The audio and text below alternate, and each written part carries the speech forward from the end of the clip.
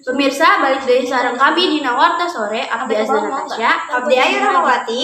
Pemirsa, waktu ieu urang bakal ngawarta ti negara Korea Selatan anu anyar kajadianna. Nyaeta tragedi tragis anu lumangsung dina Sabtu peuting 29 Oktober 2022 setengah 11 waktu setempat. Kejadian eta dimimiti nalika warga mimiti ngariung di daerah Itaewon nganggo rupa-rupa kostum horor.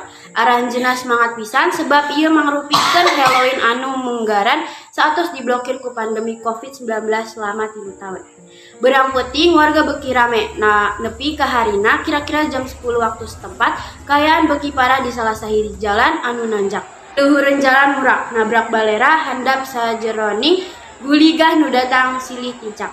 Sabab kaayaan pinuh, petugas kadang bajuang pikeun narik babaraha jalma keluar tina balai. Tapi puluhan jalma parantos ngagoler di jalan sareng ngalaman serangan jantung. Sababaraha pengunjung sareng petugas langsung melaksanakan pertolongan pertama. Laksanakan teknik CPR di tengah-tengah riung balarea.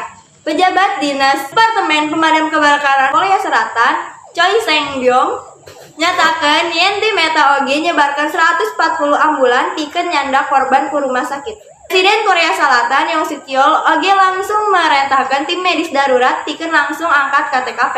Anjeunna oge negaskeun yen sadaya ranjang di rumah sakit kedah disiapkeun pikeun para korban kejadian ieu. Menurutkeun manehna, persiapan ranjang di rumah sakit penting pikeun ngalentikan potensi maut. Sabab dina waktu ayeuna parantos aya korban jiwa kalayan jumlahna kirang langkung 160 urang sareng kirang langkung 100 urang nu luka-luka. Sementara eta, wali kota Seoul, Oh Si-hun, balik ka imah ti datangna ka Eropa teu lila saenggeus ngadengkeun warta kajadian ieu. Kitu beja anu tiasa ditepikeun ngeunaan tragedi Halloween di Itaewon. Simkuring ngucapkeun bela sungkawa ka keluarga korban anu ditinggali sareng mudah-mudahan kajadian saparatos kieu moal kajanten deui. Abdi Ayu Rahmawati, Abdi Azza Natasha, Wilujeng Sumping dugi ka waratos salanjengna.